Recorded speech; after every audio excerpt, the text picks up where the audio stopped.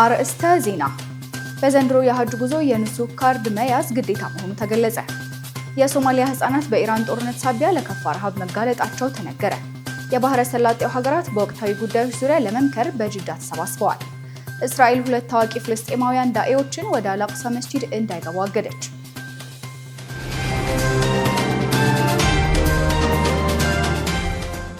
አሰላሙ አለይኩም ወራህመቱላሂ ወበረካቱ። የተደዳችሁ የነጃሽ ቴሌቪዥን ተመልካቾች እንደምን አላችሁ? ነጃሽ መረጃችን ተጀምሯል። ከመረጃዎቹ ጋር ሀያት ሰይድ ነኝ። አብራችሁን ቆዩ። በዘንድሮ የሐጅ ጉዞ የኑሱክ ካርድ መያዝ ግዴታ መሆኑ ተገለጸ።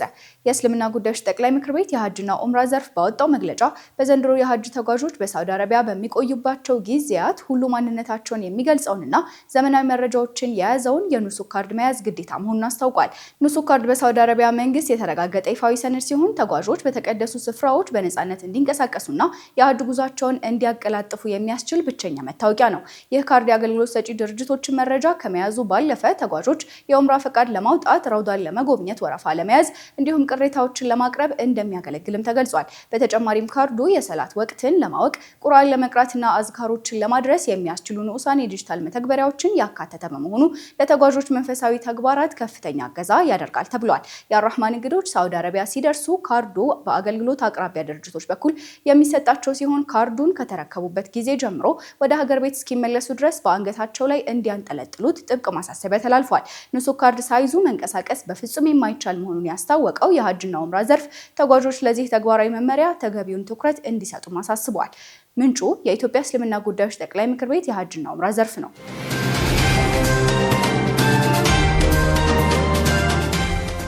የሶማሊያ ህፃናት በኢራን ጦርነት ሳቢያ ለከፋ ረሃብ መጋለጣቸው ተነገረ። በሶማሊያ የሚገኙ በከፋ የተመጣጠነ ምግብ እጥረት የደረሰባቸው ህፃናት በአሜሪካና እስራኤል በኢራን ላይ በከፈቱት ጦርነት ሳቢያ ለሞት አደጋ መጋለጣቸውን የረድኤት ድርጅቶች አስታውቀዋል። ጦርነቱ ያስከተለው የመርከብ ጉዞ መስተጓጎልና የጭነት ዋጋ መናር ለህፃናት ህይወት አድን የሆኑ አልሚ ምግቦች እንዳይቀርቡ እንቅፋት ሆኗልም ተብሏል። በባይዶዋና በሞቃዲሹ የሚገኙ የጤና ተቋማት ያላቸው የህፃናት አልሚ ምግቦች ክምችት በማለቁ ህፃናትን ማስተናገድ ማቆማቸውን ሮይተርስ ዘግቧል። በባይዶዋ የሚገኝ አንድ ክሊኒክ ከ1200 በላይ ህፃናትን የሚረዳ ሆኖም በአሁኑ ወቅት ያለው 225 ካርቶን አልሚ ምግብ ከ2 ሳምንት በላይ እንደማይቆይ ተገልጿል። ከህንድ መምጣት የነበረበት አልሚ ምግብ በወደቦች መጨናነቅ ምክንያት ለ2 ወራት ታግዶ መቆየቱን ዓለም አቀፉ የረድኤት ድርጅት አስታውቋል። ጦርነቱ በፈጠረው የጸጥታ ስጋት መርከቦች የአፍሪካን አህጉር ለመዞር በመገደዳቸውና ኢራን የባህረ ሰላጤውን መግቢያ በመዝጋቷ የትራንስፖርት ወጪው በ4 እጥፍ ጨምሯልም ተብሏል። በአሁኑ ወቅት ከ6.5 ሚሊዮን በላይ ሶማሊያውያን ለከፋ ረሃብ እንደተጋለጡም ተገልጿል። በአሜሪካና ኢራን መካከል ያለው ውጥረት በሶማሊያ ላይ የተደቀነውን የረሃብ አደጋ ይበልጥ እያባባሰው ሲሆን ዓለም አቀፉ ማህበረሰብ አስቸኳይ መፍትሄ ካላመጣ የብዙ ህፃናት ህይወት ሊቀጠፍ እንደሚችል የረድኤት ድርጅቶች አሳስበዋል።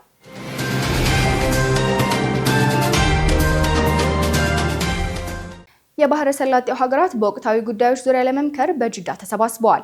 የባህረ ሰላጤው ሀገራት የትብብር ምክር ቤት መሪዎች በወቅታዊ ቀጠናዊና የጸጥታ ስጋቶች በጂኦፖለቲካዊ ውጥረቶች ዙሪያ ለመምከር ዛሬ በጅዳ ከተማ ልዩ ስብሰባ ያካሂዳሉ።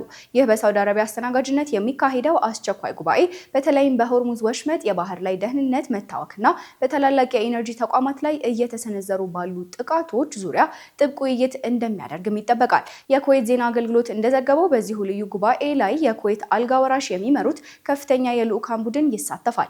መሪዎቹ በጅዳ መሰባሰባቸው በወንድማማች ሀገራት መካከል ያለውን አንድነት ለማጠናከርና በቀጠናው ሰላምን ለማስፈን የታለመ ነውም ተብሏል።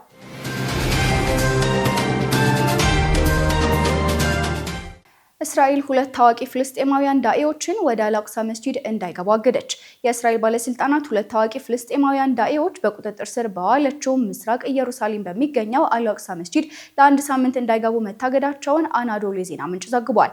ሼህ ራይድ ሳሌህና ሼህ ካማል አልኸጢብ በሰጡት መግለጫ በእስራኤል ባለስልጣናት ለጥያቄ ተጠርተው እንደነበርና ለ1 ሳምንት የሚቆይ የመግቢያ እገዳ ትዕዛዝ እንደተሰጣቸው ነው የገለጹት። ሼህ ራይድ ሳሌህ ለጋዜጠኞች በሰጡት መግለጫ ወደ አልአቅሳ መስጂድ እንዳንገባ የሚከለክል ትዕዛዝ ደርሶናል ካሉ በኋላ ስለምላሻችን በተጠየቀን ጊዜ አልአቅሳ ሙሉ በሙሉ የእስልምና መብት መሆኑንና እዚያ የመገኘት መብት እንዳላቸው መግለጻቸውን ተናግረዋል። አክለውም የእስራኤል እገዳ ተቀባይነት የሌለውና ፍትሃዊ ያልሆነ ሲሉ ኮንነውታል። ሳሌህ የእስራኤልን እገዳ በሃይማኖታችን ላይ የተፈጸመ ጥቃትና ሃይማኖታዊ ስደት ሲሉ የገለጹት ሲሆን በኢየሩሳሌም የሚገኘው የእስልምና ዋቅፍ በመስጂዱ ላይ ብቸኛውን ስልጣን ያለው አካል መሆኑንም አሳስበዋል። በሌላ በኩል ሼህ ካሚል አልከቲብ የተላለፈው የ1 ሳምንት እገዳ ሊራዘም እንደሚችል ያላቸውን ስጋትም ገልጸዋል።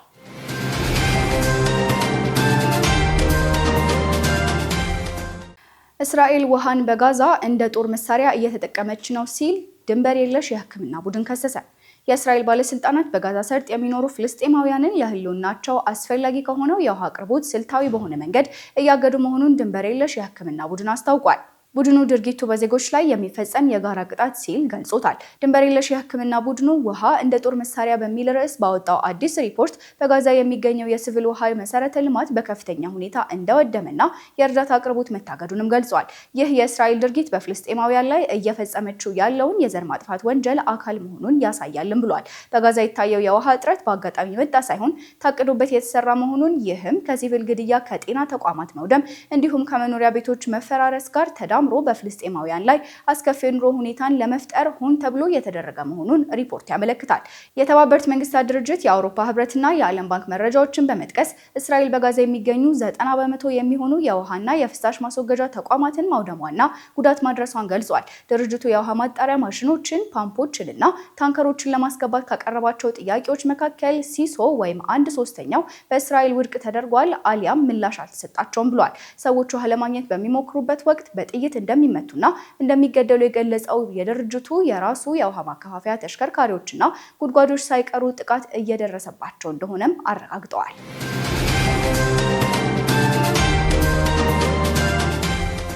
በዌስት ባንክ የእስራኤል ወታደሮች ነዋሪዎችን በሌሊት ማፈናቀላቸውን ተከትሎ የሃይማኖት መሪዎች ተቃውሟቸውን ገለጹ።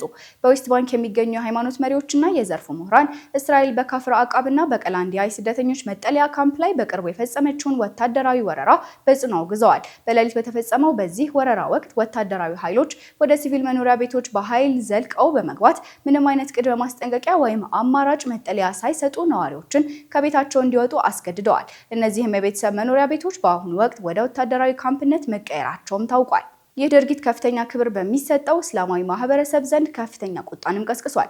የአካባቢው ነዋሪ ሁሴን አስላን እንደገለጹት ወታደሮቹ በሌሊት በፈጸሙት በዚህ ድንገተኛ ወረራ ህጻናት ከፍተኛ ድንጋጤና የስነ ልቦና ቀውስ ውስጥ ገብተዋል። ነዋሪዎቹ ይህንኑ የኃይል እርምጃ በሰው ልጅ ክብርና በመኖሪያ ቤት ቅድስና ላይ የተፈጸመ ግልጽ ጥሰት እንደሆነም በምሬት ይናገራሉ። በዌስት ባንክ የሚገኙ የእስልምና ተቋማትና የሃይማኖት መሪዎች ክስተቱን አጥብቀው በመኮነን የተጎዱት ወገኖች በእምነታቸው ጠንክረው እንዲቆሙ ጥሪ አቅርበዋል። ማህበረሰቡም ለተፈናቀሉት ወገኖች አስፈላጊውን ሰብአዊ ድጋፍ በማድረግ አጋርነቱን እንዲያሳይ አሳስበዋል። ድርጊቱ በተለይ አቅመ ደካሞችን፣ ሴቶችንና ህጻናትን ያላገናዘበ መሆኑ በዓለም አቀፉ ማህበረሰብ ዘንድ ትኩረት ሊሰጠው የሚገባና በንጹሃን ላይ እየደረሰ ያለውንም ግፍ እንደሚያሳይ ተገልጿል።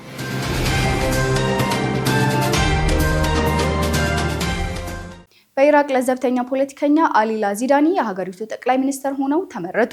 ዝርዝሩን መሐመድ ሚፍታህ አዘጋጅቶታል። ተከታትለን እንመለስ።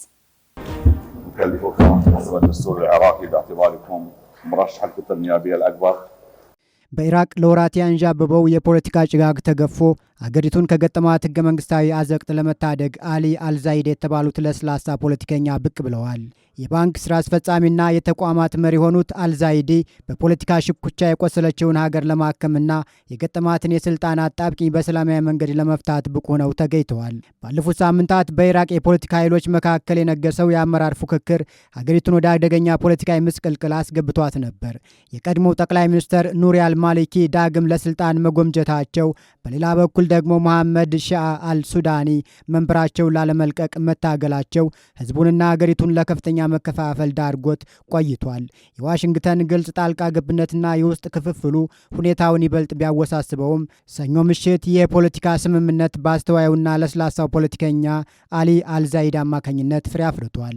تشكيل الحكومة وأمامكم شهر لتشكيل هذه الحكومة وعرضها على مجلس النواب. أهنئكم على هذا التكليف وإن شاء الله أنتم أهل لها وتتركون المدة الدستورية من إنهاء تشكيل الحكومة. بالتوفيق إن شاء الله. بالتوفيق. የኢራቅ ትልቁ የፓርላማ ስብስብ የሆነው ማስተባበሪያ ማዕቀፍ ኮኦርዲኔሽን ፍሬምወርክ ማሊኪና ሱዳኒ ከእጩነት እንዲገለሉ በማድረግ በአልዛይዲ ላይ በሙሉ ድምፅ መስማማቱን ተከትሎ ፕሬዝዳንት ኒዛር አሚዲ አዲሱን መንግስት የመመስረት አደራን በአልዛይዲ ጫንቃ ላይ አሳርፈዋል። አዲሱ ጠቅላይ ሚኒስትር ከለመድናቸው የኢራቅ ጎምቱ ፖለቲከኞች በተለየ ወደ ስልጣን የመጡት በፖለቲካዊ ጩኸት ሳይሆን በታማኝነት በፋይናንስና በተቋማት አመራር ዘርፍ ባካበቱት እውቀትና ልምድ ነው። ይህ የቴክኖክራት ስብዕናቸው ኢራቅ ከገባችበት የፖለቲካ ማጥ የምትወጣበት ብቸኛው የጥበብ መንገድ ተደርጎ ተወስዷል። በደቡባዊቷ ድቃር ግዛት ከአካባቢው ሀገረ ገዥ ቤተሰብ የተወለዱት አልዛይዲ የአካዳሚክ ስኬታቸው ለስራቸው ትልቅ መሰረት ሆኗቸዋል። በፋይናንስና በባንክ ዘርፍ የማስተርስ ዲግሪ ያላቸው ሲሆን ይህንን እውቀታቸውን ከህግ የመጀመሪያ ዲግሪያቸው ጋር አጣምረው የያዙ ምሁር ናቸው። ቀደም ባሉት ዓመታት የብሔራዊ ሆልዲንግ ኩባንያን የአልሻአብ ዩኒቨርሲቲንና የኢሽታሪ ሕክምና ተቋምን በብቃት መርተዋል። ቀደም ሲል አልጃኑብ ባንክ በመባል ይታወቅ የነበረውን የሳውዝ ባንክ በቦርድ ሰብሳቢነት መምራታቸውና የኢራቅ ጠበቆች ማህበር አባል መሆናቸው ለመሪነት ያላቸውን ብቃት ይበልጥ ያረጋግጣል ተብሏል። ደጋፊዎቻቸው እንደሚገልጹት እርሳቸው ቅድሚያ የሚሰጡት ለተቋማዊ ማሻሻያ፣ ለኢኮኖሚያዊ እድገትና ለወጣቶች የትምህርትና የስራ ዕድል ሲሆን ይህም ለህዝብ የሚያስብ ልብ እንዳላቸው ማሳያ ነው። የአልዛይዲ መመረጥ ከፖለቲካዊ ፍላጎት ይልቅ በአስገዳጅ ሁኔታ ውስጥ የተገኘ መፍትሄ ነው። በኢራቅ ህገ መንግስት አንቀጽ 76 መሰረት ፕሬዝዳንቱ ትልቁ የፓርላማ ቡድን ያቀረበውን እጩ የመሾም ግዴታ ቢኖርባቸውም ቡድኑ በውስጥ መከፋፈል ምክንያት እስከ እሁድ ድረስ ሳይስማማ ቆይቶ ነበር። የማስተባበሪያ ማዕቀፉ ዋና ዋና የሺዓ ኃይሎችን ያቀፈ ቢሆንም የአሜሪካው ፕሬዝዳንት ዶናልድ ትራምፕ የማሊኪን ዳግም መመለስ በጽኑ መቃወማቸው መንገዱን አጥብቦት ነበር። ይሁን እንጂ ማሊኪና ሱዳኒ ለአገሪቱ ሰላም ሲሉ ከእጩነት መውጣታቸው ለአልዛይዲ አመራር በር ከፍቶላቸዋል። አሁን ሁሉም ወገኖች በእርሳቸው ላይ እምነት ጥለዋል። በቀጣዮቹ 30 ቀናት ውስጥ ካቢኔያቸውን አዋቅረው የፓርላማውን ይሁንታ በማግኘት አገሪቱን ወደ ተረጋጋ የሰላም መድረክ የመምራት ከባድ አደራ ይጠብቃቸዋል።